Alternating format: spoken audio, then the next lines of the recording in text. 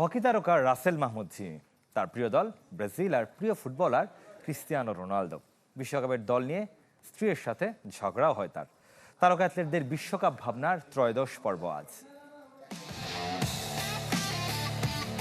আর আমার পছন্দের দল হচ্ছে ব্রাজিল। এটা নিয়ে অনেক তর্ক বিতর্ক হয়, এটার কোনো শেষ নাই। আমার প্রিয় খেলোয়াড় হচ্ছে রোনাল্ডো। তার স্ট্রাকচার বলেন, বডি স্ট্রাকচার, তার খেলার স্ট্যামিনার, তার স্টাইল আমার খুব পছন্দ।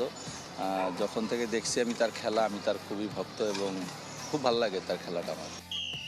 যখন খেলা দেখতে বসি, যে আর্জেন্টিনার খেলা হচ্ছে মানে যে আমি বলতে হয় না অটোমেটিকলি বিপক্ষে, বা ব্রাজিলের খেলা হচ্ছে আমার ফুল ফ্যামিলি বিপক্ষে চলে যায়।